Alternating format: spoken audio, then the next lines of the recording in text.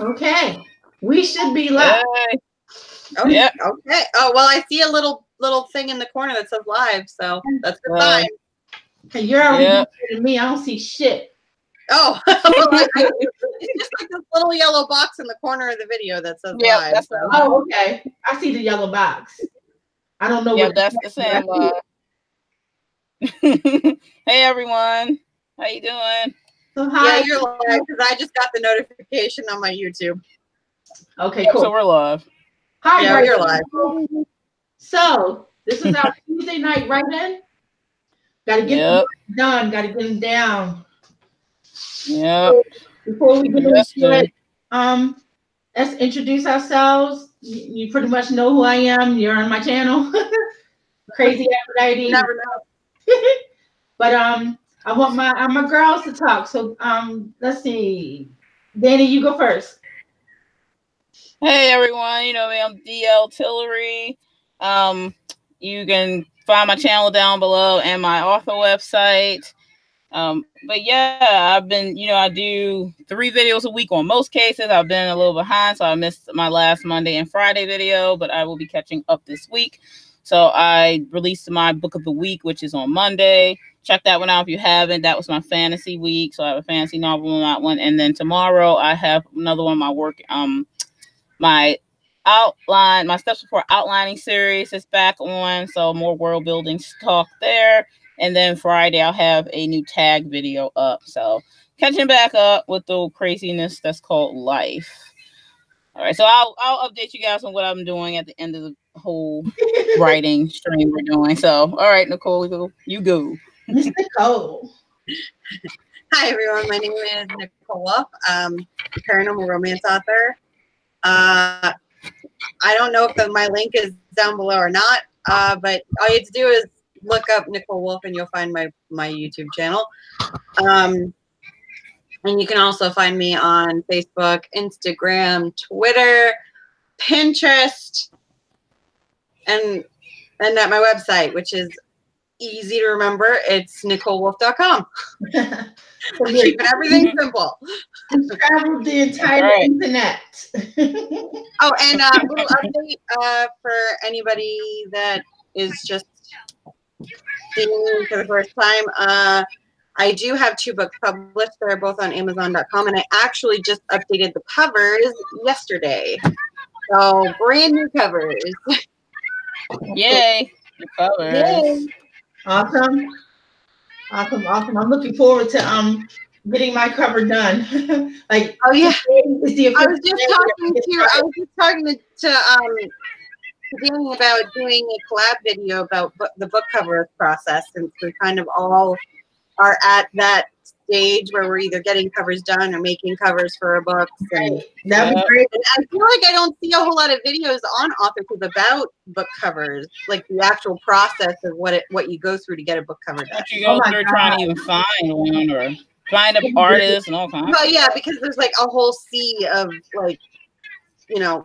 book cover artists out there, and it's like finding, it's like finding an editor. It's like, how do you find one that's actually worth what they're charging? Yeah, and it's a little difficult too with the at least with editors. It's like, that you're looking at their skill level, far as like, it's really direct. Like, you need to make sure that this editor can do grammar well, and let's say they're doing proofreading or line edits or whatever. You kind of know and have a sense of like what you need to look for when you're talking about book covers. It's like per artist style, and so that means you got to look through like millions of artists and see if they have done anything that catches your eye for whatever your story is. So it's even worse, in my opinion, than the editor thing. I found the editor pretty easy. I pretty much checked out her credentials, checked out what she edits, and then I checked out some of the books that she's edited, and I was pleased with that. So then I talked to her about her prices, and I did a payment plan, and then I had her, she sample edited 3 pages for me, and when I got it back, it was pretty pleasing enough for me to let her go ahead and set up a payment plan so we can do it. So I didn't have too much problem. She's actually I think she's actually British, so she's like in the UK somewhere. But I found her on Twitter. So I was just searching and looking around, and she's done a lot of bestsellers and all that jazz. So that was a little bit easier because I can go off of like, you know, statistics, and I can go off of like stuff that I can see. Even though with book, you know, cover designers, you can do that technically, but again, it's like, well, I do abstract cover art, or I do covers with just people on them, or I do covers that are, you know, hand drawn, like whatever. It's so many different aspects, and you don't necessarily know what's gonna be useful to you or catch your eye, you know, when you first see it for whatever book you're writing. So to me, it's a little scary. That's why I gravitate towards the pre-made so much. Like I always scroll through the pre-mades because then I feel like I know exactly what I'm getting. Right. Like it's not where you're just giving them like an idea and then they're coming up with it and sending it back to you. Like I was the pre-made, you're looking at it and you're like, that is what I want and that is what I'm gonna get. Like so. Yeah, the pre-mades can be. I had a hard time with pre-mades because none of them, like I've been searching for almost 2 years just to find covers that I could just purchase and use for future kind of things. And none of them suit my needs, my current needs whatsoever. What's really driving me the most crazy is I can't find books that have like, you can find books that have Black girls on them, but they always have this fucking cityscape behind them, a whole bunch of a magical girl who's also Black. And I've actually covers, but every time I contacted the people who had those covers, they had them specially made. So I have not found, let me take that back. I found 2 pre-made magical girls that were Black, and then I found one that had an Asian boy. And none of the rest fit. So that's probably because they're not getting models to do the work for the stock images. You know what I mean? That's what it comes down to. Say that, but it is plenty of Black models out there. Well, no, there is, but I'm saying they're not, the people who are doing the cover art aren't purchasing those stock images as much as they are the other one, let's say.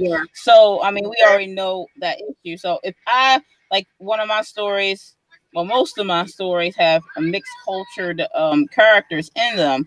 But if I just went and tried to go find those character looks on the stock images on covers as pre-made, I'm probably not going to come across that many because I've been looking and I haven't seen many. So it's a good thing that I don't really need any at the moment. But it could happen. I'll be like, oh well, I guess that's why I'm getting into making covers myself too. Even though currently I still buy.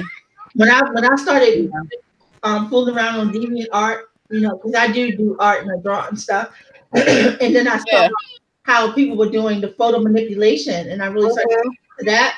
I said, you know what I'm going to do? I'm going to hire a model, take the damn pictures, and then have it done that way. Yep. I have so many pictures of the stuff that I'm going to probably use because I'm going to be writing a romance. I guess you could say fantasy romance novel about like a version of Ursula, and I'm just going to use my picture because I did a whole thing for one of my themes I did on the beach. I'm just going to use that picture because it's really popular too. I'm going to use that picture and then just Photoshop it, use that one, so I don't have to really look for one. I could just make it myself because I have a picture that's already suited to it. You see, right? And you own the picture. That's right. No problem there. I don't have to pay for it. I know way too many people to let this bother me anymore. Way too many people who will suit it. I like you said, mixed race people. I have multicultural people. I absolutely, all of my stories are interracial. I don't play that. You know, like everybody looks like this. I don't play that shit.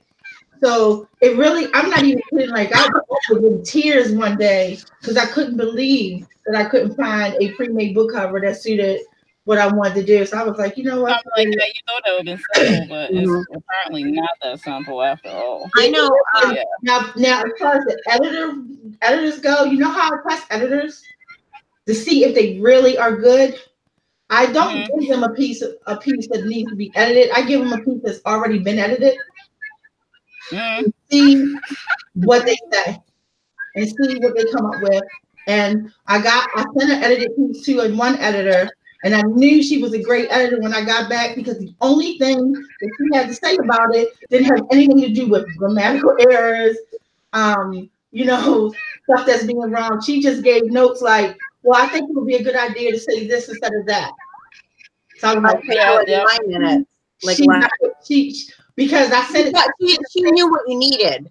Right. From, I sent from the edit.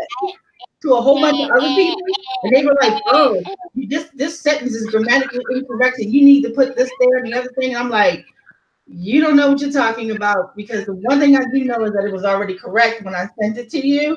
It just wasn't good. Oh, yeah. Yeah, see, that's what I did with my editor. I edited it before I sent it. I know that this sentence was grammatically correct. It just could have been a better sentence, like better word choices, maybe. Oh my goodness, you wouldn't believe the kind of people who get back and they tell you that, oh, I've done this and I've done another thing, and then you look and they're like, that's not where the comma would go. You're actually wrong. Yeah. So I was like, okay. Yeah. I weeded through a whole bunch of people and I found two great ones.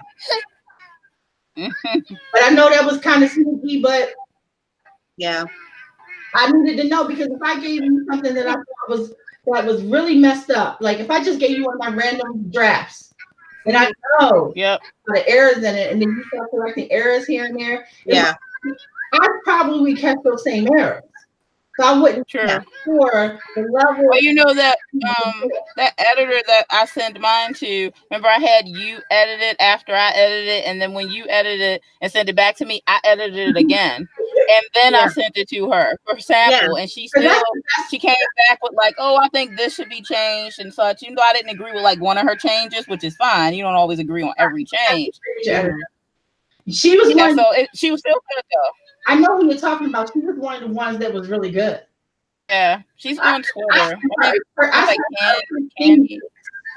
I sent her a pristine piece, and she sent it back, and it was no correction, but suggestions. And I was like, "Yep, she got." Because it didn't need to be corrected. There was no errors in it. I knew when I gave it to her, it didn't have any errors. But so that's a good way to catch folks. That's a good way to see if they're worth their salt and worth their money. Yeah, I think she was a really good price too, though. Like grammar and stuff like that, I usually don't have a problem with. So I can usually like catch most of my grammatical errors. I mean, now typos are another thing, because your eyes just, after you've read the same thing so many times, your eyes just kind of put the right word there. But grammatically, I'm pretty solid when it comes to grammar. So that's not really what I need an editor for. I don't really need an editor to catch my grammatical errors. I do. No, because I already have 2 books out there, and nobody has mentioned there being a problem with like grammar or any kind of like things like that. Like there's like typos all over the place, and like this girl doesn't know grammar. My brain is so scrambled. If you gave me your work and asked me to edit, I can find all your shit.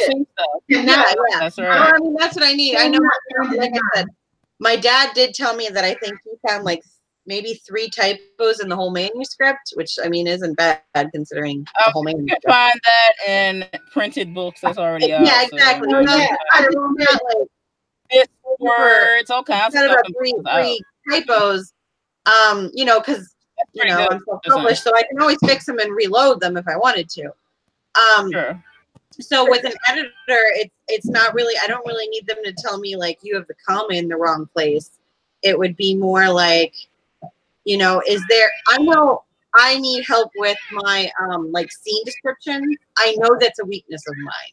Right. I am much better at like dialogue and action scenes than I am scenic description. I'm really good at description, but a little bit good. Sometimes people don't want to read all that shit. You gotta know when to cut it off. But it's funny that you bring that up though, Nicole, because I'm good at dialogue and description. I'm just not a fan of lots of description. That's how I am, and I think that's why I'm not.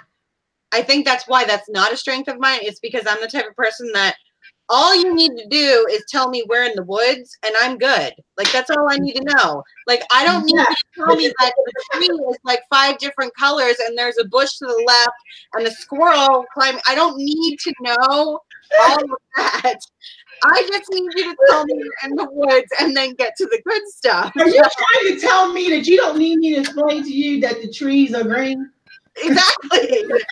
I mean, unless it's important to the scene that you need to know that they're not green or something. Yeah, they were green, they're going to turn red all of a sudden or something. Right, now that's important. If they're going to turn red, you need to mention that they were green.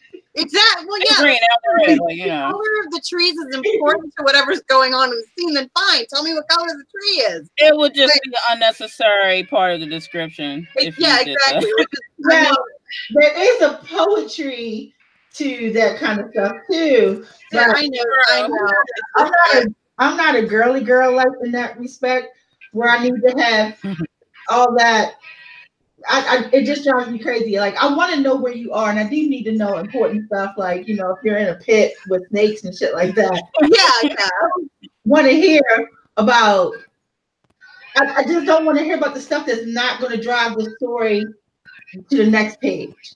Right, exactly. So if it's not important for me to understand that the mud is brown, please assume that I understand that if you put them in mud, it's most likely brown. Right, exactly. Like, in one of my scenes in my very first book that I published, I described the feeding room where they take the slaves, the vampires take the slaves to feed from them.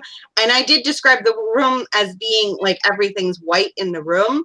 But there was a reason I described it as being white. It was because in the character's mind, she's like, has anxiety about, you know, if a drop of blood gets on any of the carpet, they're going to make me spend 3 hours scrubbing this entire room. So like the white room had in her head. That's so very stressful in that case. Like, I need to describe the room so that the readers understand why she's freaking out about that. Yeah. Well, I clean professionally, so I would freak out about that too. Oh no, look, that's hilarious as fuck, because I'm thinking like, I'm in a room with all these vampires, and the first thought in my mind is the cleaning that I have to do. Exactly, and that was why I was it's kind of ironic. She's about to get bitten, and she's worried about spilling blood because she doesn't want to clean. That's hilarious. So in my head, it was like, I don't know. I think that's pretty ironic. I'm just saying. I gotta read that scene. I gotta read that. That's hilarious, though, for real. Oh my God. All right, so let's do the first question, and I guess we can start the first write-in at 9 o'clock because we're at like 8:51 right now. We can try to fit 3 write-ins in before we get to 10 o'clock. So let's hope we can manage that. All right, so the first question is, what is your biggest hindrance with your writing? And people in the comments, you guys can answer that too. We'll check out your answers. So I guess Aphrodite, you want to go first with that question? My biggest hindrance is hindrance with writing. For me, to be honest with you, like I know I've talked about this in other videos, I have a hard time mentally staying on track. I think your live video went down. It's not showing on my computer anymore. Yes, go out and go back. I had to do the You had to reload it? Okay, then it's because I didn't reload it probably. Yeah, it went out because I just noticed that you have to go back. But, okay. All right, okay. But yeah, because I have a really sincere and severe time, you know, staying on track with because that a thousand other things want to invade. So my biggest hindrance is not allowing myself to jump track. Yeah, I get that. Because I can't stop the trains, but I can at least try to remember to stay on this track.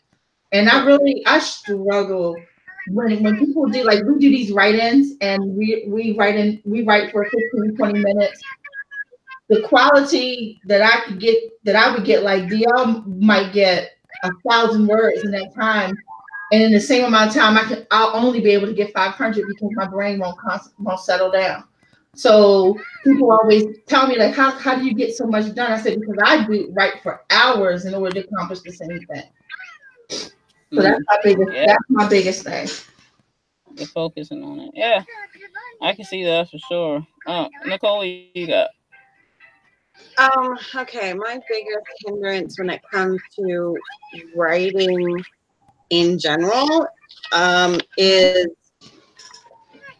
definitely distractions. I get very, very easily distracted by everything. And in my life, I have plenty of things to distract me. I have 3 furry babies. I have 2 kids. I have a whole house that constantly needs clean and is constantly calling my attention.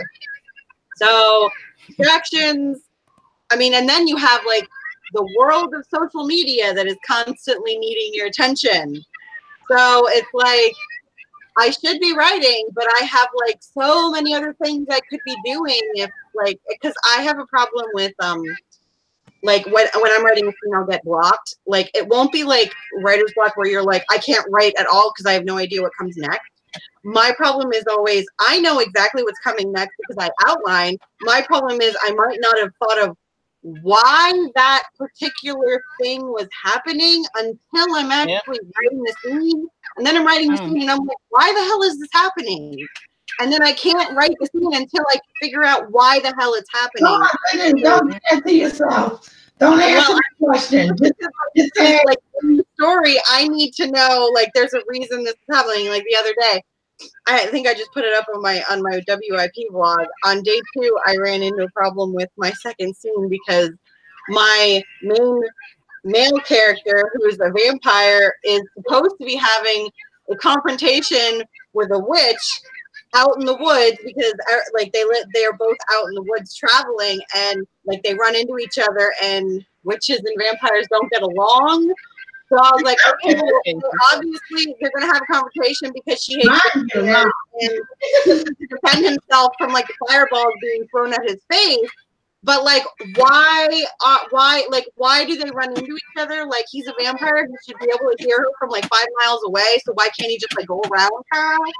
So then, like in my head, being a vampire, you be like, oh, well, being a vampire depends on who he is too. If he had attitudes, he'd be like, well, I'm not avoiding nobody because I don't give a fuck. Like I'm a bastard. Like I don't care. Like, right? Yeah, like that. You know? Sometimes that's more her attitude than his attitude. So I had to just kind of come up with a reason why he didn't hear her, and I'm like, well, I mean, she is a witch. That kind of explains why he wouldn't hear her, right? That's in your world, like, as long as it applies to your world, however witches are powerful, how vampires are, then you can write that however you want. Because in some worlds, like mine, magic from a witch, a basic witch, wouldn't do shit to a vampire.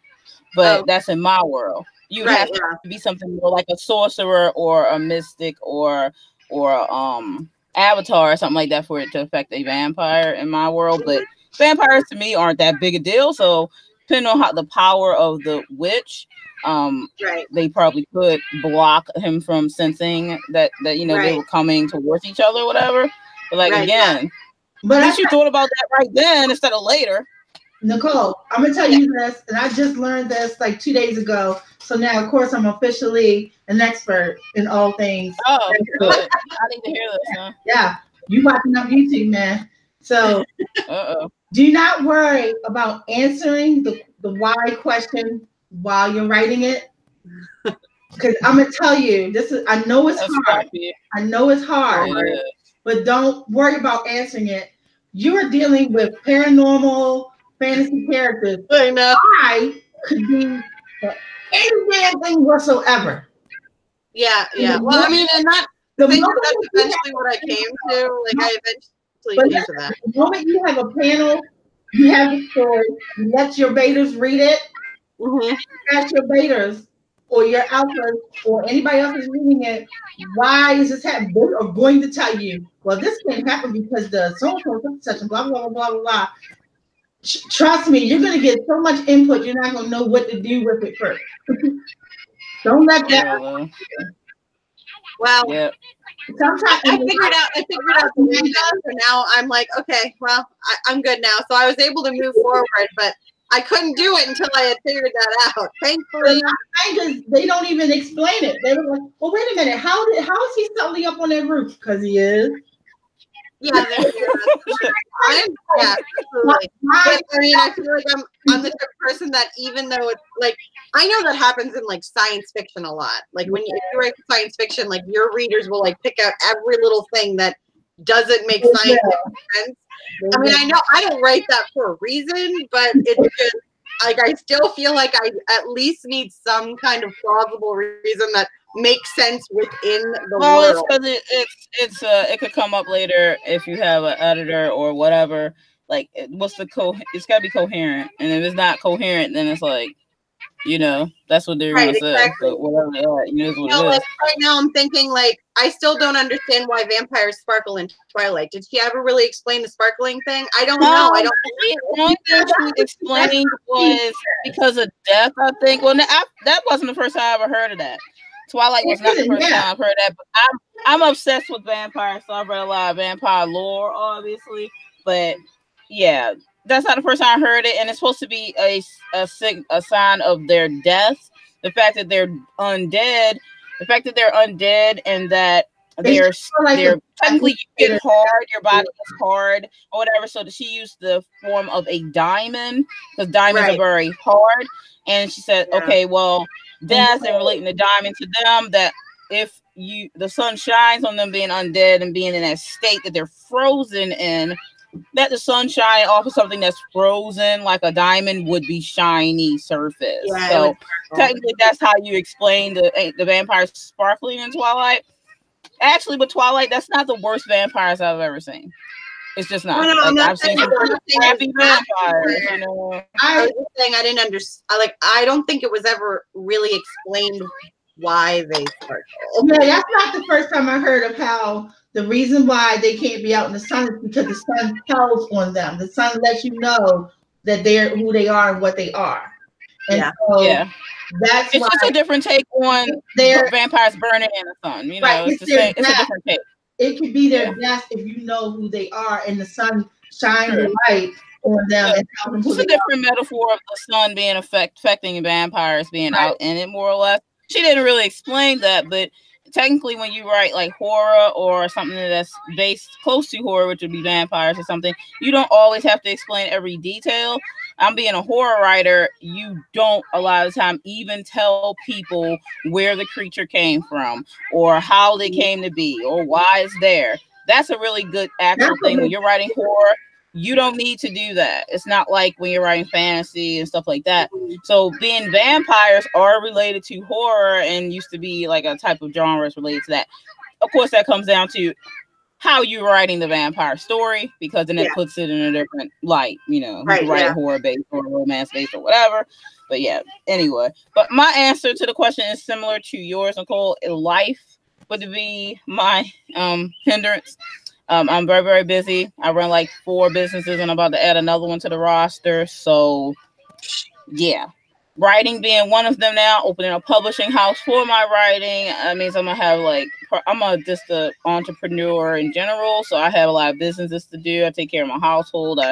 It's a lot. And I have a 2-year-old. So you just have a lot to do. And sometimes that can seem to get in the way of your writing, but you have to push forward and be like, now I'm better with it than I used to be. So now I'm pushing forward, pushing through that. Like, okay, I'm gonna write. I have to write today. This is my future career. So I have to be able to realize this is something I have to do every day, rather life seems to be getting in the way or not. So I'm much better with it, but that has been a hindrance in the past. And before that, it was just my self-confidence, believing in myself as a writer. Because when it comes to the end of the day, only you can tell your story, and your story is your story. And one thing I can't stand, this is off subject a little bit, but when people tell writers what to put in their book, I cannot stand that. They're like, things like tropes or this has been done in a book before. Like, don't put that in your book because no one likes it. That's not true. Don't put that in your book because it's annoying. Well, every book has a trope or a couple tropes. Right. Tropes are whatever. Like, the fact that I just don't like when people tell people not to put something in their book. Like, did you write it?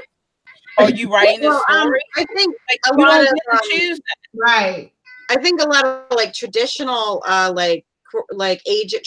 traditional publishers, like literary agents and editors that work with publishing houses, I think they might tell you things like that, and that's not really to say that you shouldn't do it. They're just trying to tell you that according to their publishing house or according to what they're seeing from the market, what you're doing isn't as marketable unless you change whatever, aspect. That's totally fine because they're trying to get your book to sell, but I'm talking.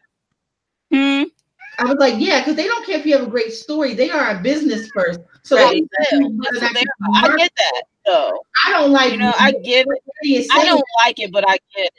But I mean, from other community, like from writers in the community, or from I don't know, just maybe readers too, or whatever. And they're like, "Well, I don't like this trope, so you shouldn't put it in your book." Like, no, hell no, don't. 100% agree. You write my story. Please don't tell me. If I want Insta love, I'm putting it in there. If I want people like, well, there's this thing about bad couples, and this couple's relationship is toxic. I'm like, listen, there are toxic relationships in real life. If a person is writing a story and the relationship seems like it's a toxic relationship, that's probably what they want it to be. Just because you don't like toxic relationships doesn't mean no one else wants to read about them, because that's what the book is about, maybe. Or it's an element of the story. There aren't perfect couples most of the time. You got some super perfect couple in a book. That's probably more unbelievable than one that has issues. They're like, well, I'm not saying about couples that have issues. I'm talking more about just toxic type of relationships. I'm like, so what? You still don't get to tell a writer not to put that in their book. Right. Oh, you know what you can do? You can write your own book that don't have a toxic relationship. That's what you could do. Oh, God forbid you have a love triangle. That's so cliche. What are you doing? I'm like, get out of my face. There are plenty of readers that gobble love triangles up. In fact, I think there was someone, I don't know if it was Kim Chance or someone else, was just going through like the tropes that she loves, but like everyone else hates. And I know love triangles on the list. She was like, I freaking love them. I know everybody says they're overdone and they're stupid and they're tired of reading about them, but I freaking love them. Well, they like will do different ones or something. Like, let's just be honest. If we're gonna go off of like real life, and you don't need to because it's fiction, obviously, but really, yeah, there's usually 2 dudes liking 1 female, or more dudes liking 1 female. That happens more than the other way around in most cases in real life. Though there are instances where it goes the other way around. And you can write reverse harem because it does happen. It just doesn't get talked about as much. But you can do that either way, or have a love triangle as verse like that. I have a similar possible love triangle in my book because of Cagliostro, and then Catherine and Allison being there. So I do have somewhat of a love triangle in my book, but it's not the usual love triangle, as some would say. But I didn't write it trying to avoid it. I wrote the story as I have never written a love triangle, I should say.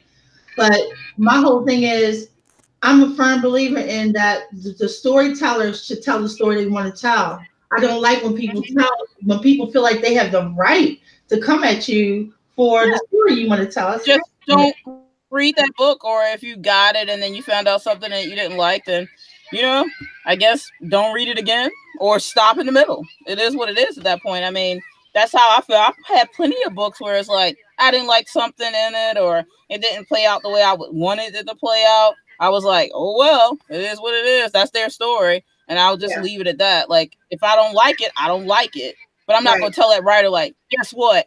You need to not do that. That actually happened to me one time, and it was with one of my favorite authors and one of my favorite series, which is Gina Showalter's Lords of the Underworld series. I love that series. Oh yeah, I have all that. Yeah.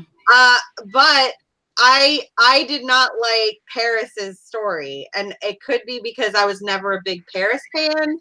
And the fact that I knew she was going to put him with Serena, and I was just like so against. You were like, no, like I was like, not her, anyone but her, and she did it. So I was like, Like, I still bought the book because I was like, it's part of the story and I need to have the book. But I honestly had a really hard time finishing that book just because the entire time I'm cringing because I was like, I hate that you are with her. Why? What book was that? Well, it's the Lords of the Underworld series. It's Paris' book. I think it's called the Darkest Pleasure, I want to say. I think that's the title of the book. All right, we are at 9:09, so we should go ahead and start a writing. We've been talking like forever. What happens when you're writing? Happen to us. Maybe we want to make this write-in just a tad longer, so we actually get some writing in during this. I can write until about like 10:30ish, and then I gotta go. So I used to take my brother at work, so that's why I'm like, okay, mama. But, yeah, so we should start one at 9:09. That'll take us right to 9:30. Do we want to do 20 minutes? That'll take us right to 9:30. But let's do a 20 minute. Let's do a 20 minute just to make sure. Yeah, I know, baby. But yeah, let's do that. When we get, we're at 9:10. So let's count it out. I'll count us down. Aphrodite, you ready? Yeah. Okay. So I'm gonna count us out. 3, 2, 1, and we will be back at 9:30.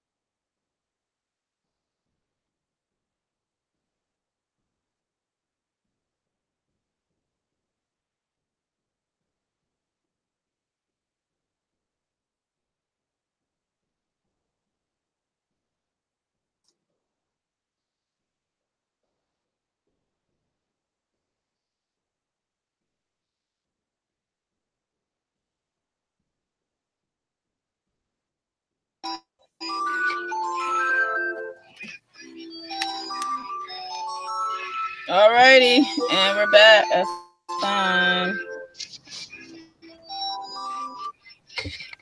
Whew. How'd everyone do? I don't even know what's everybody working on tonight. Anyway, I'm still working on my third book because I can't write a book in 5 days. So, obviously. So I think I'm on scene 7 scene 7 today. Okay, cool. Okay.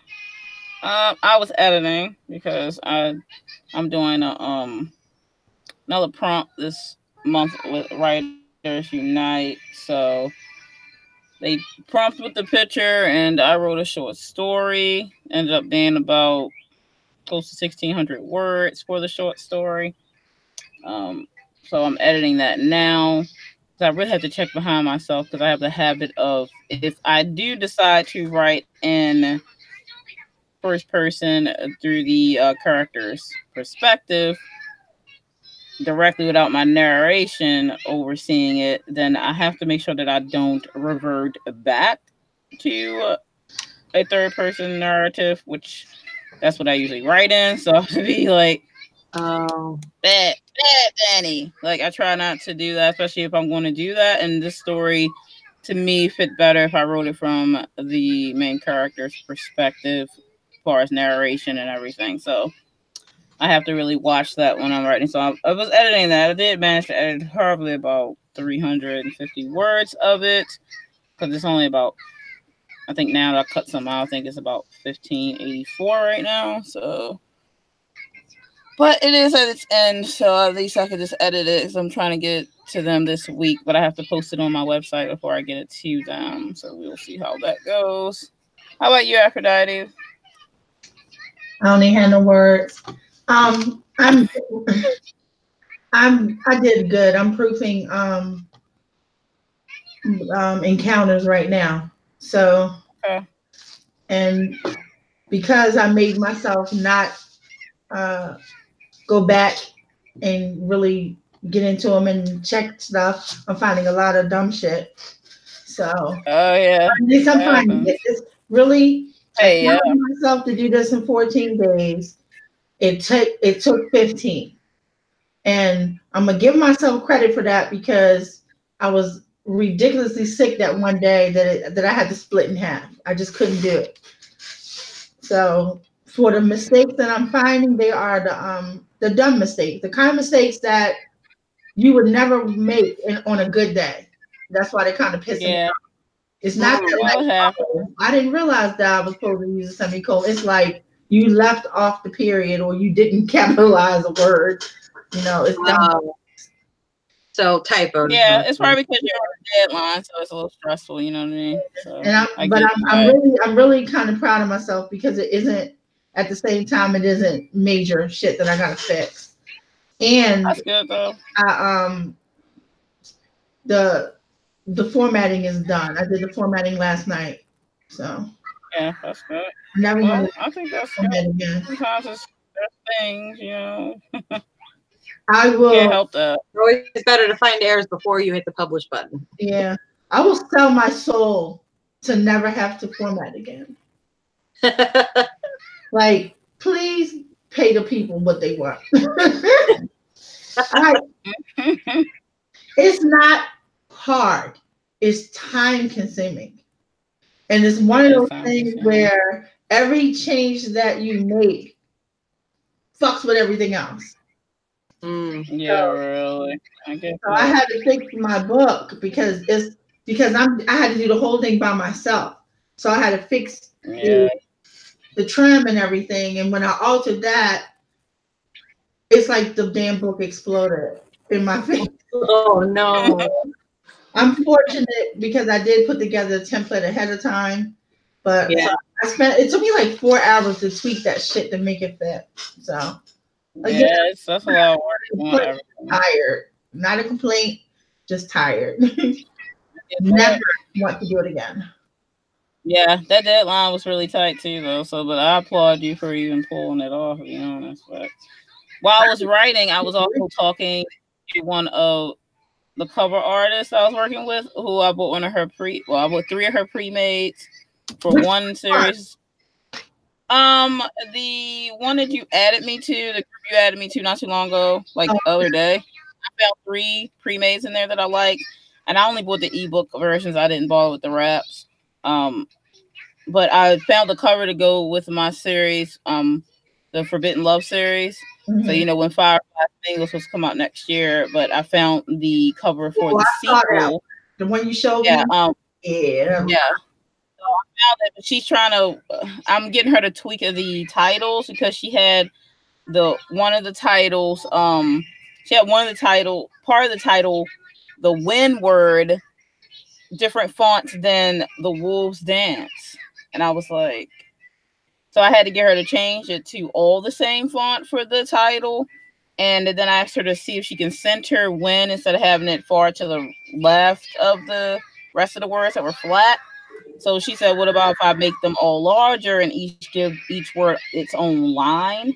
So I'm looking at that now to see if I like it. And I'm not sure if I like it or not. Because I don't like to see a cover that has like 4 different fonts on it.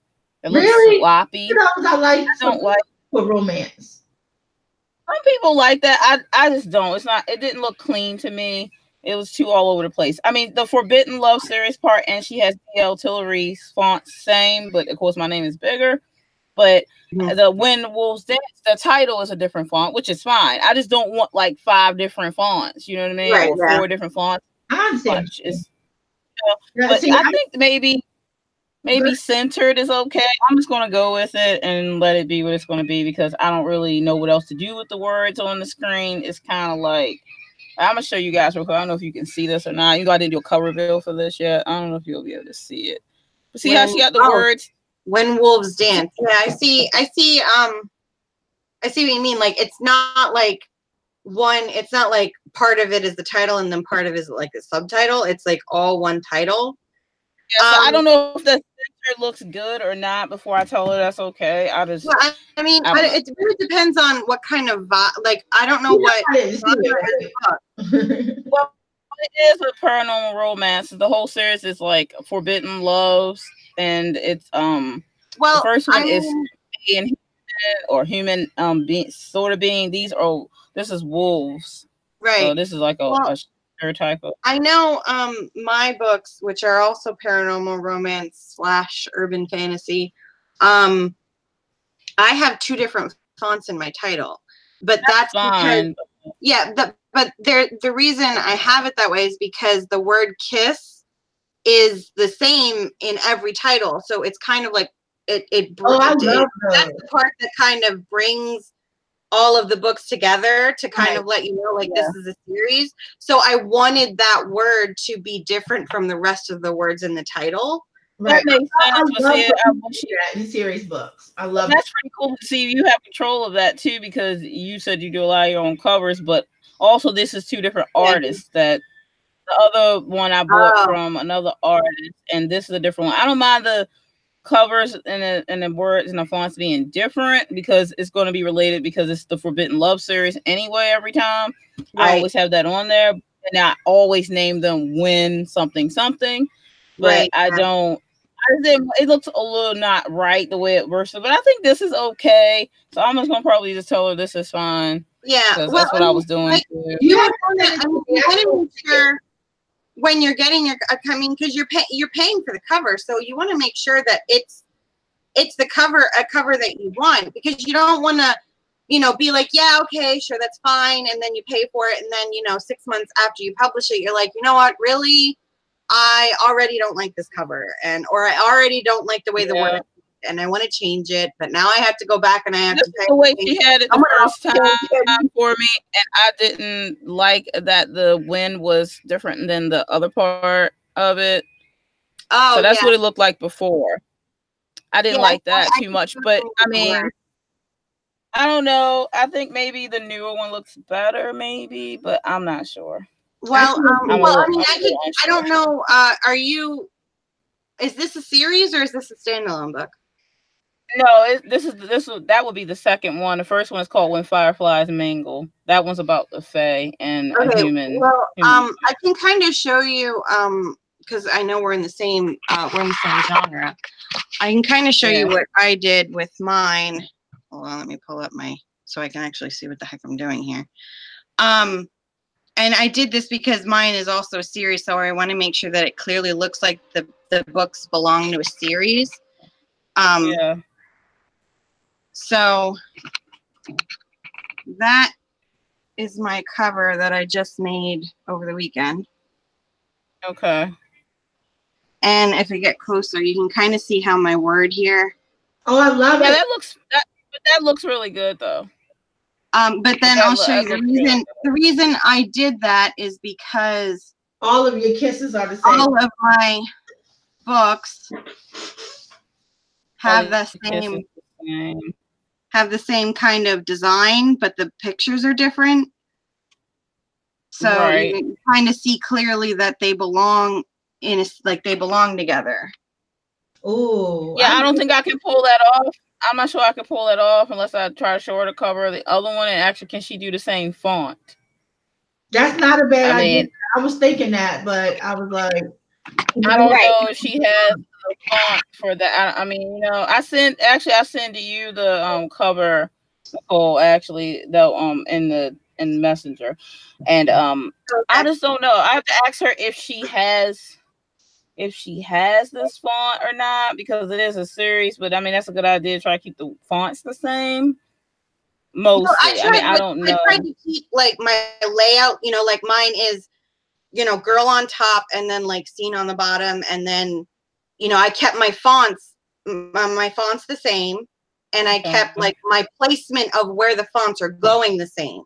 Right. Okay. And that was because I knew I noticed like it depends on what kind of series you're writing, because the series I'm writing, it features a different person, a different main character in every book.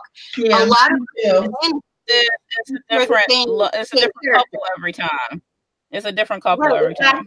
So I noticed like a lot of urban fantasies that are really big right now, the covers that are really popular, they're the ones where it's an urban fantasy or paranormal romance where it follows the same character through several books. Yeah. So they kind of just use the same model, you know, in every book, and you know, a different pose or whatever, but they have like the same background, and you know, it's just the girl on the front or whatever changes. And I was like, well, I can't do that. Like that'd be nice because it'd be super easy to do that, but I can't do that because it's a different character in every book. So I need a different picture in every book. So I'm going to have to find a different way to link them together as a series. And that was kind of the best I get with the tools at my disposal. Right, that was great. Actually, Well, you did that. Actually, I think it looks really good. Well, I mean, I was like, I mean, I could show you my old book cover, the one that I first published, because like I said, I just recovered all of the I just recovered them over the weekend. So when I published my first and second book, they had different covers on them. Right. And you did what? You made the covers? Yeah. Oh, they're great. They look good. Oh, well, they thank look you. good. Because I am not a professional. No, they look good. I mean, I love the theme of it too. Like exactly where your placement is. Mm-hmm. I love it. It's really cute.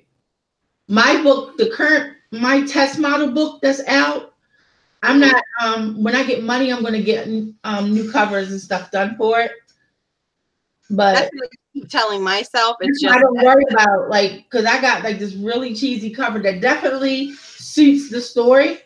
Right. But it's not. If I was gonna really get a cover for it, that wouldn't have been my first choice. Not that there's anything like 100% wrong with it. It's just not my style. Yeah. Right. Yeah. I get that. So I have no intentions of keeping the cover that it currently has. Mm-hmm.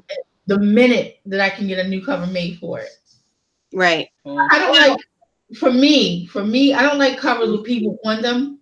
In most cases, since mine is called The 7 Erotic Sins, I want like a symbol on mine, you know? Yeah, that's like me with Chronicles of Cagliostro. I don't want him on the cover. I have character art and all that, but I don't want him on the cover. Right. I want his wings and his family symbol in the center of that, and then I want like a blood stained like tanned colored background with blood stain type of splatter thing going on. So I don't really want like him on the cover. I just don't, even though it's a paranormal, it's kind of like a paranormal romance espionage, because there's like some spy stuff or like secret type of thing going on in the book. So yeah, that's a more common genre than you think. I know Gina Showalter has one kind of like that with her Otherworld Assassins.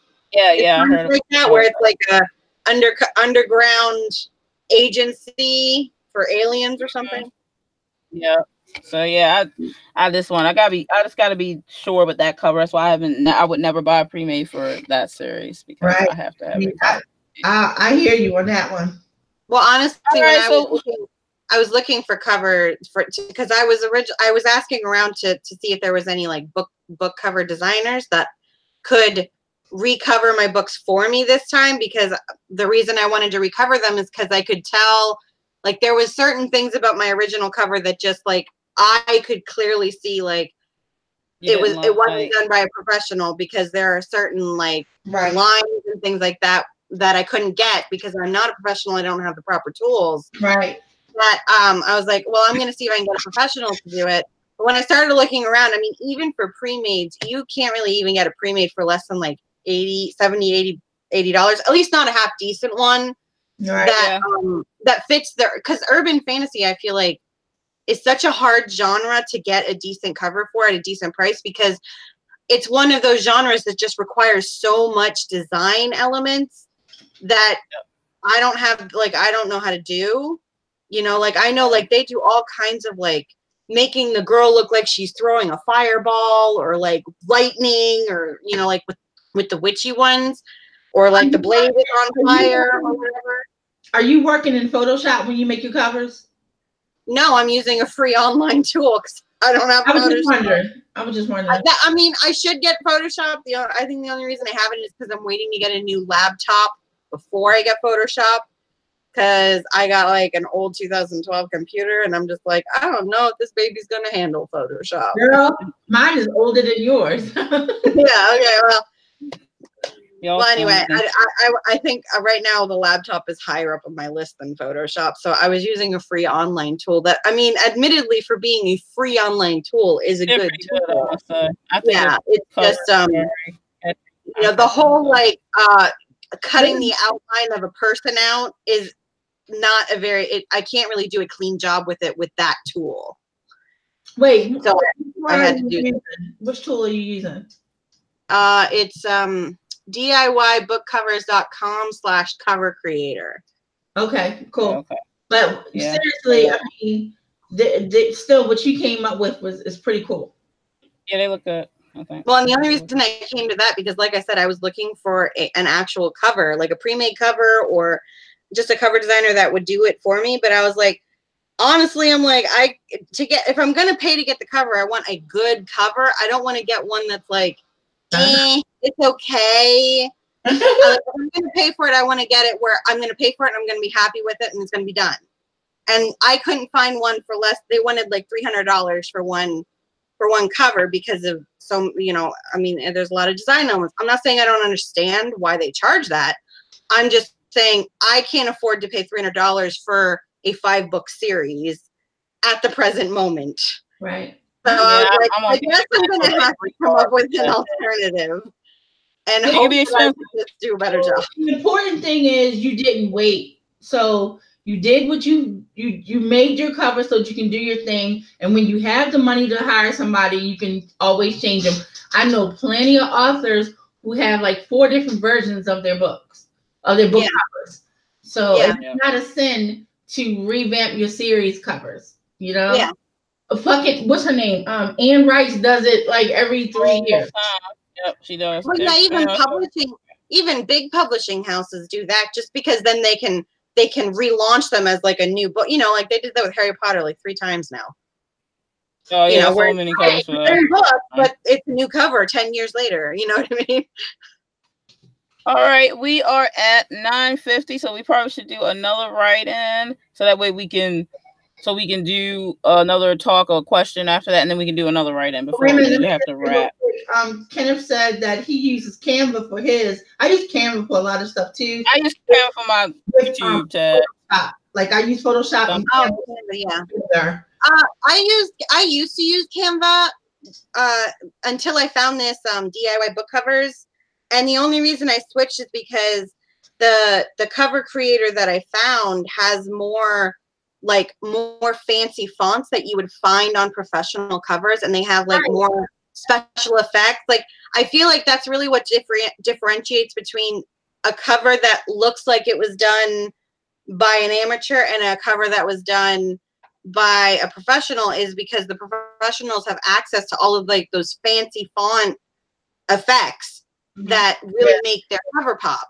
I went and got it. I had to get like a billion of fonts in order to do stuff. So I hear what you're saying. Yeah, it definitely is. Hey, can you add? That's kind of why I switched away from Canva, because I felt like Canva didn't have the font options I really wanted. And it doesn't. So what I do with Canva is I do base stuff in there. I pull it out and then I'll do the rest in Photoshop. Oh, okay. Can you do me a favor and write in the chat box the name of the thing that you use? Yeah. So, because it sounds intriguing, actually. I want to look into it.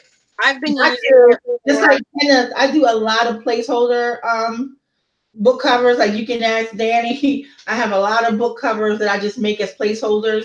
So I don't know. That didn't come out as one. And it gives me like now that I'm talking to the person, my cover artist who's creating my book covers for my series, he gets an idea of exactly what I want. Only she will be able to do a better job because I suck. So I mean, I'm not a good I'm not a good digital artist.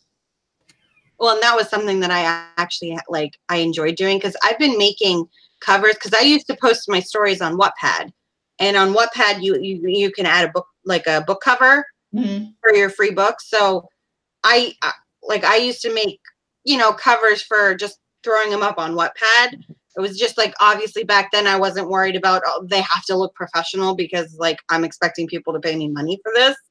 So I mean, I've been dabbling in book covers for a few years. I just really didn't get into the specifics of what is common among the bestsellers in my specific genre and what sells better as far as covers go, until I was getting ready to actually self-publish my book.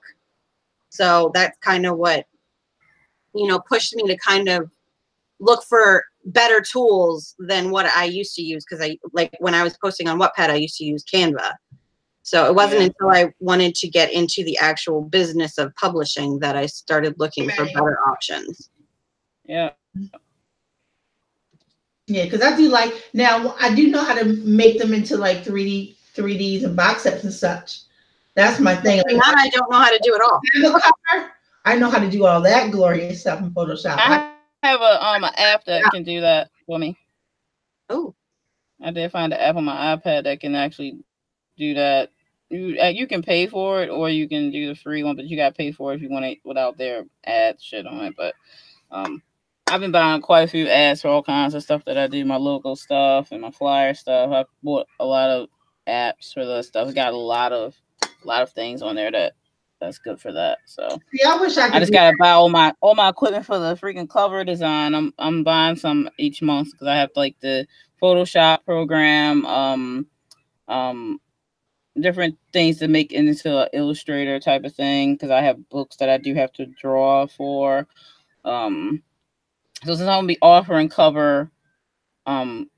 doing covers for writers, I do need all my equipment to be good, so that way I can have all the stuff in my disposal, because I don't want to try to shortcut any of it if I'm going to be selling covers, you know. So that stuff is expensive. Adobe can, excuse my French, go fuck themselves, because they charge over insane prices. And you can do the same stuff with other programs, but they try to corner the market by having their Adobe Illustrator, and you have to pay, let's say the whole package went $109 a month, and for a year it's like $1,400, and then that's for 1 year, and you don't own it. You never own the program, so they can screw themselves. Wow. No. I don't think so. You're not price gouging me, and I'm going to have to pay you forever for that. I'm like, well, there's businesses that use us. I don't care. Because if a person's really good at using programs, they can buy individual programs to do all that stuff that you're trying to get money from constantly, and they can own the programs on their computer. So no, not doing that, Adobe. You can go bye-bye. Like Vellum has a program that you can buy, and you're set. You buy it once, you're done.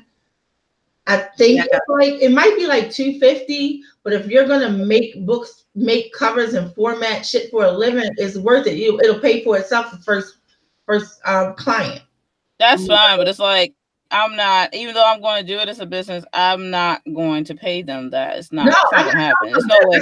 I was saying that not them. Don't use them. Places they have it. Yeah. Where buy it once you're done. Yeah, I've looked on Amazon for a bunch of different programs. I mean, some of them are really, really high, but at least I own it after I bought it. You know what I mean? Right, I'm not renting. Like, you get to get a license. You get the license to blah, blah, blah. I don't want it. I don't care. I'm going to buy programs that I own, and I have the license to use whatever I want that's in them, because I'm creating something else that they no longer belong to them, that belongs to me. Right. And then whoever the writer is, I sell it to. So I'm gonna send you the information for that, because I think you'll like that program, since you're tech minded, so you'll really like that program. Yeah, I'm sure I will. I'll send you the link to it. I can't use apps and stuff, as you know, visually challenged, so I can't use stuff like that.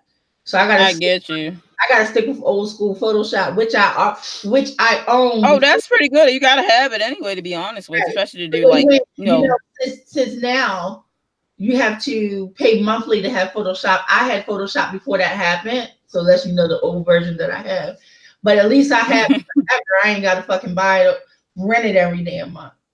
Yeah, I get that. Shit, that's such a racket, and they got people by the balls. It's so fucked up. Yeah, Vellum is only from Mac.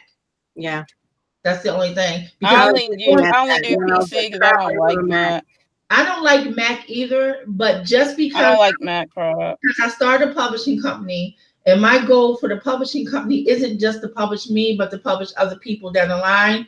I'm probably going to put out a little Mackie thing, just so I can do that and work with clients, but I will not use it for daily mundane shit, or like we're doing now, or me writing my books. It will not be used for that. It will be used solely format fucking book and to make my client, my writers, beautiful book covers and perfectly formatted books. Yeah, I talked to the Vellum people, and they sent me a nice little email back, and they said, "We're never gonna make it for PCs." Yeah. It's like, yeah, why not? They don't like PC. They said, "Sorry, never gonna happen." I don't like Mac, so there. Never gonna happen. So I was like, "That's okay." So I'm like, I might get one of those little Mac, little Chromebooks, and call it a day and get around it, because I think the Vellum program is like $250, and then you're done. And if you ever see how fantastic it works, yeah, you had your first, let's say you had your first client, if you're going to be a formatter or a book cover maker, it will pay for itself on that first client. Sure. So fuck Illustrator and all that other shit that they trying to do. Yeah, all right, I'm actually gonna have to hop off. It's 10 o'clock, and okay. 10 o'clock. Yeah, it's 10. We only did one. It is 10 o'clock. So yeah, we started late, so I will try and get back on next Tuesday. You guys do this every Tuesday, as far as I know. So yeah, it's gonna be on Danny's channel next Tuesday. Okay, yep. I will. Then I will see you guys next week. All right, sweetie. Have a good night. All right, thanks. Bye. Bye. I'm so tired. I know. Do you want to do another write-in, or what do you want to do? I'm not gonna go to bed until I have it done. So I know that we can still do another write-in. It's up to you. If you're not too tired, we can go again. But no matter what, I have to go again. Yeah, I know. I get you. You know what I'm really looking forward to? I'm looking forward to July the 7th. Ask me why. Why? Because everything big that we got to do will be done. I feel it every year. So I mean, oh yeah, I see that Dana asked me, why don't I like Mac or Mata? I did answer her, but I just don't like. I never liked how Macs work. I don't like how they're programmed, or I just don't like them. I don't like how they're built. I never did like Macs. I'm just a PC person.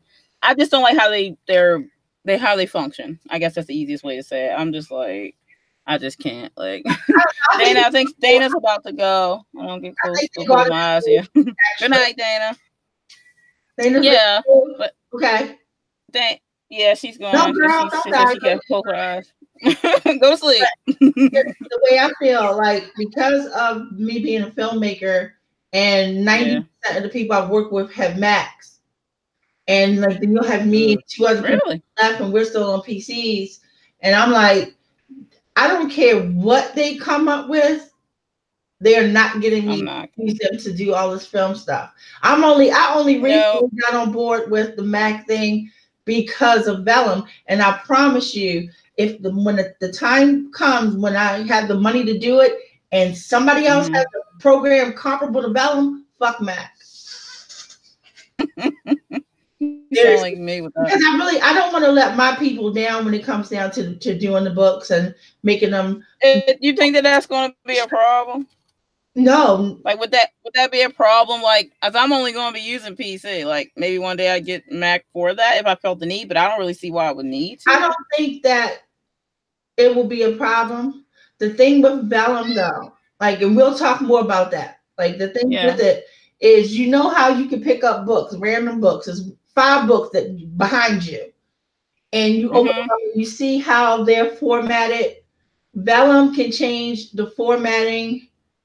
It just industry formatting, and you know how like some chapters are like, some chapters stars are like this, and then some are like flowery, and some will do whatever. Yeah, Windows won't do that. There's no programs.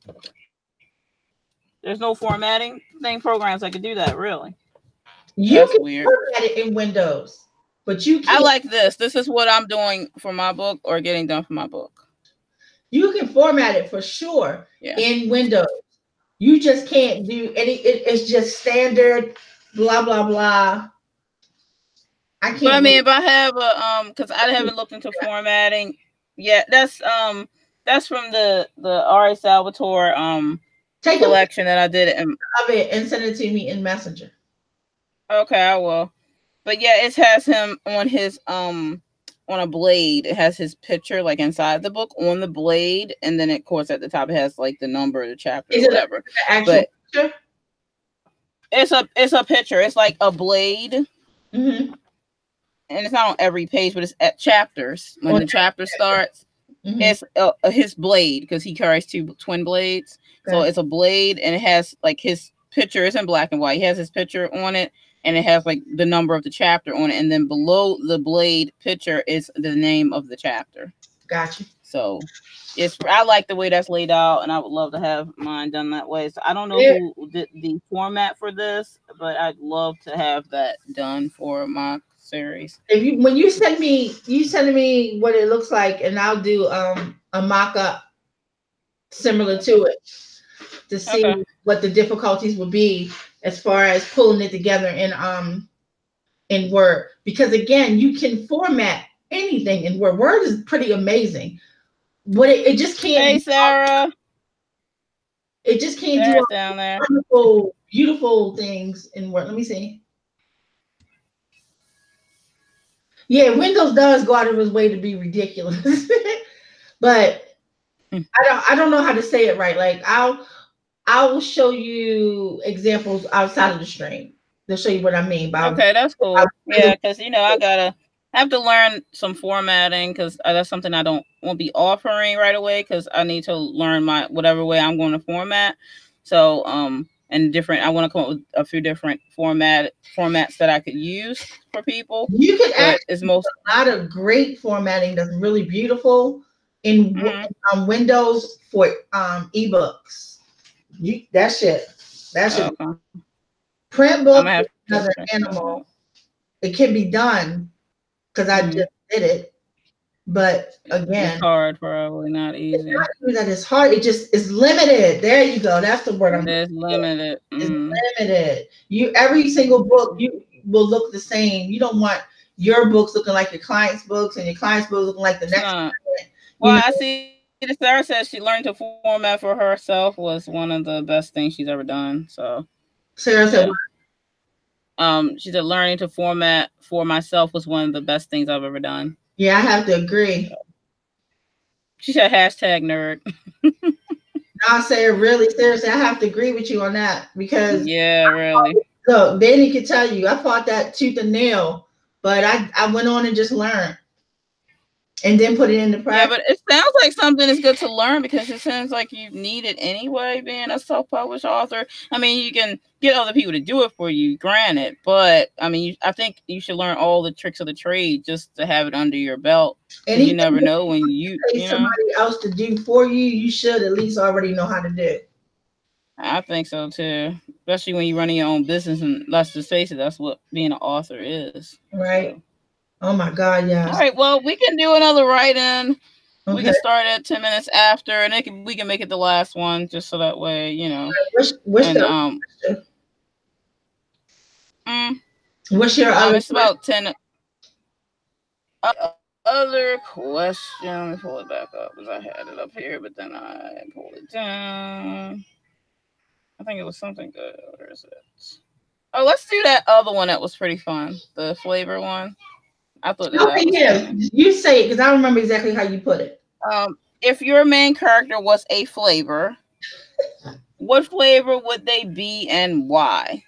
So I'm going to go ahead and answer mine because I kind of answered it earlier on Twitter, but it was funny, so I'm just going to go ahead and answer that one. Wait a minute.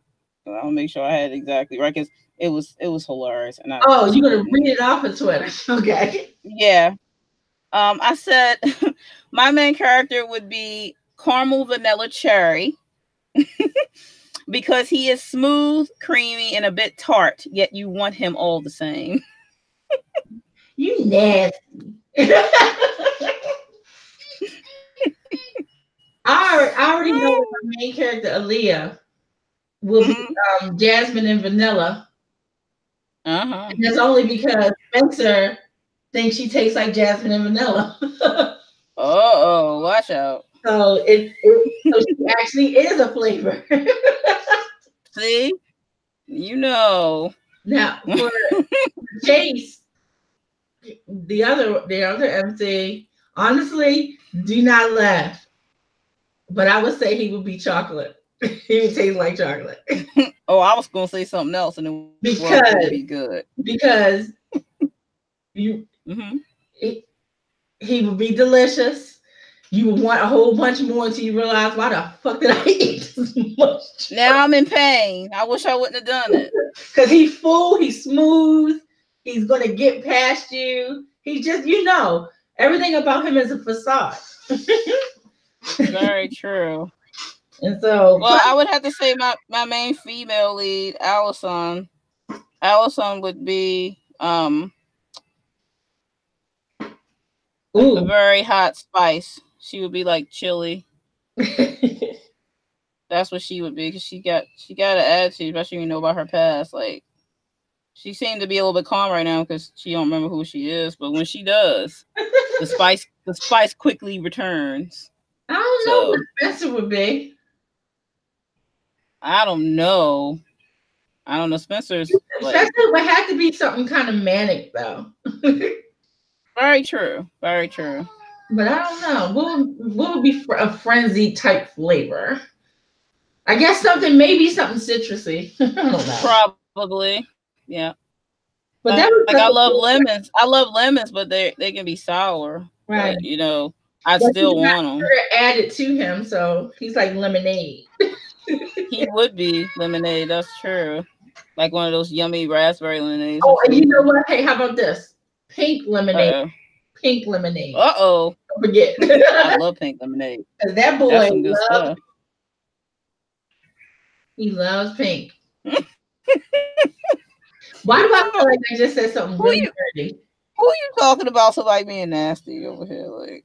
I really wasn't being. You did. It's his favorite color. Really? Because when you said it, you know what scene came to my mind from your book? When his sister was talking to him, and she was like, "Oh my God, food, Spencer, food, Spencer." I let some of the people, when we were doing auditions, they were reading some of the lines from the book.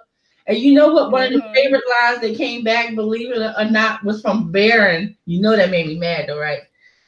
When Baron and Barbara were talking about when Barbara was pissed off that Dar was out there talking to Chase, and Baron says he's always going to want what he can't have because his parents named him too well. Hey, that's true though. That's a good line. His name is Chase. And you wrote the line. They can't help but love it. They thought that was brilliant. And of course the sassy ass sister talking about food, Spencer, food. That's hilarious. All right, we better go ahead and start out right in our last one for the night. So if anyone wants to join us, go ahead and hop on in. We should be back around 10:31, and we'll see what everyone did. All right, I'm going to count down. Your flavor is in the chat section.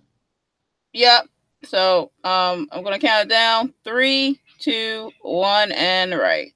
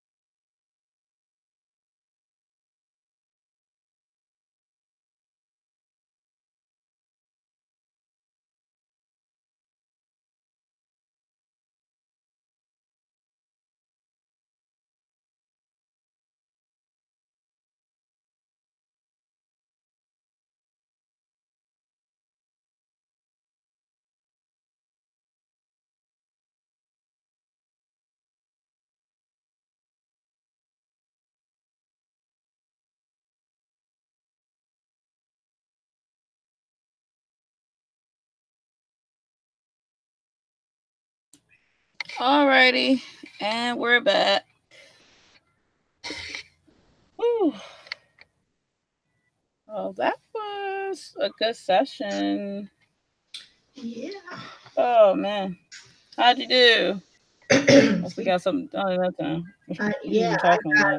I got through.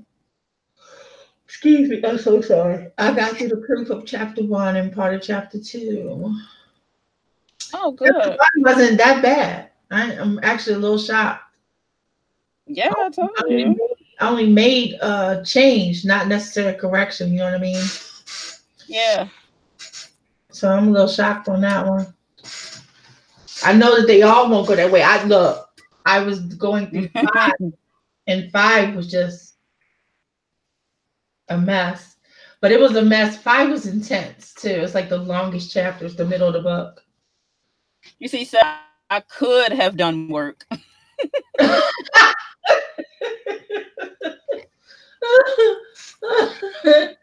Sarah cracks me up. I know. Never fails.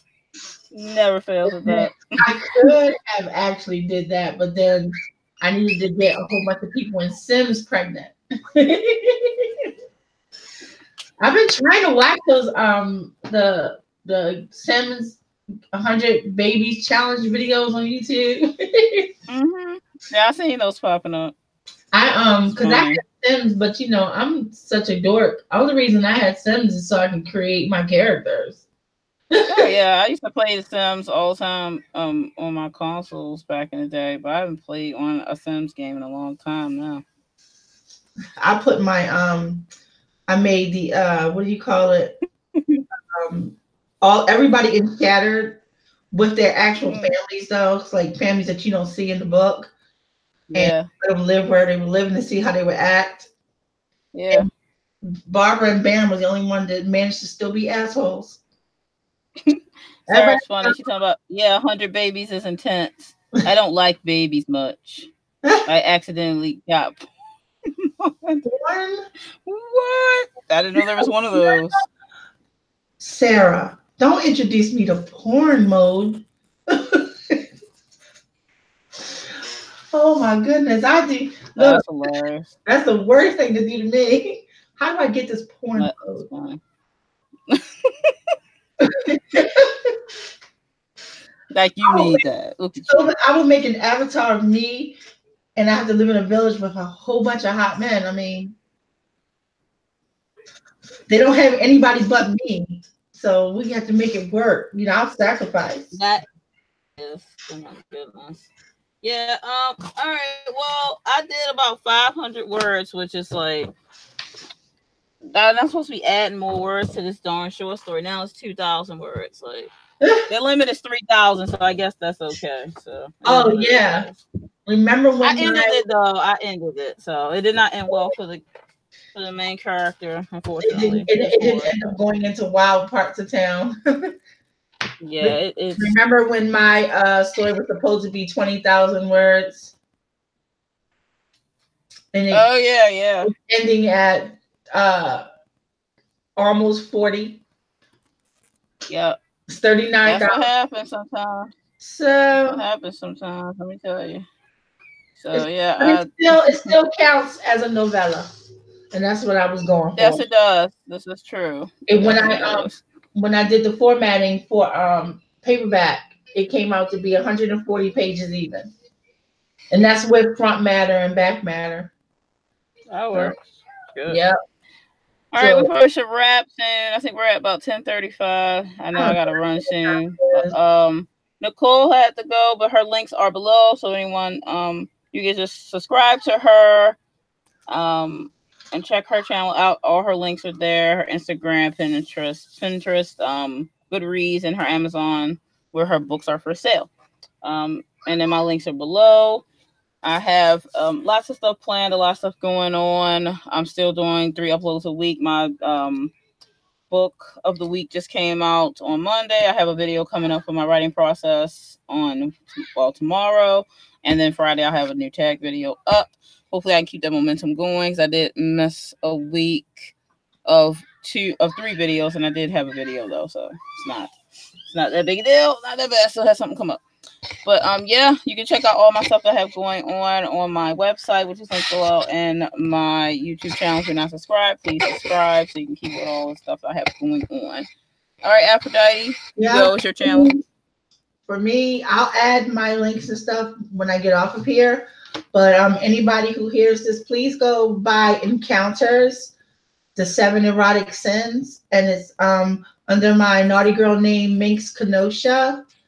And it's already on Amazon for pre-sale. Get it now before it goes up. It's like, what is it? This is like the 4th or 5th. So you got like 10 days before the price changes. Yep. That's and right. So please go get it. It will be a fun read. I promise it's a fun read. Oh, it's good stuff. It's good stuff. As long as everybody that's listening to me is 18. If you're not 18, do not order that book. Just don't. I don't want nobody coming for you. I had proof that I said don't buy it if you're under 18 because that's it. You got the proof. That's all that matters. So that's what I got going on. Shattered. It's still slated to come out in April. So all that good stuff is happening. The filming for the trailer, I just got my actors, or most of them. I'm still missing one really key actor and a couple of other ones, but I know I'll get them. I'm not worried. The filming for the trailers are going to be next month at the end of the month, so they'll be just in time to premiere with book cover reveals and all that other good stuff for Shattered. I am tongue-tied. I'm so excited. Like, I can't even explain to you how excited I am right now. You know, I'm working with the cover art. I have a specific look that I want and that I want to carry out throughout the series. So, oh my God, I'm just so excited. I cannot believe that I can't believe that this book is real now. Yeah, so that's right, it is. Woo, so check out, please go get Encounters. Keep an ear out for all the other good stuff going on with Shattered. Yeah, it's coming up. Yeah, oh, and on the 16th, I just remembered, I'm going to be on Dana's, what is it, the book debut. I'm going to be on. Yeah, I'll be there too. I'm doing a reading on her stream. I'm waiting for her to tell me what she wants me to read because I'm sending her stuff to choose because I know some of my stuff is inappropriate. So I'm letting her decide what can be read on her stream. So anybody, I think I'm just gonna probably read something from one of my blurbs and keep it simple because, you know. Yeah. I didn't even want. I was like, how about you pick? Because I have plenty of stuff from that is appropriate, but I want her to decide. So I was like, let me just she don't know me like you know me. She don't know the craziness. But you know don't know what can happen. She might read it and go, what the fuck is wrong with this girl? So I know that's right. Letting her choose. So all that makes sense. My regular scheduled program videos will be back. I can't use my camera right now. The only camera I can use is the one that's that I'm on now, and I can't record and edit with it. So that's why you haven't seen me around, but soon, and trust me, I will make up for lost time. I got plenty of stuff that just trust me. All right, everyone, we're going to get out of here. Have a good night. We will see you next week over on my channel. Usually I link it up somewhere on #AuthorTubes group on Facebook. Also on my Facebook channel. I try to make sure I tell everybody when it's coming up. So, but just keep a lookout Tuesday around 8 o'clock for next week over here on my channel. And we will see you then. Happy writing.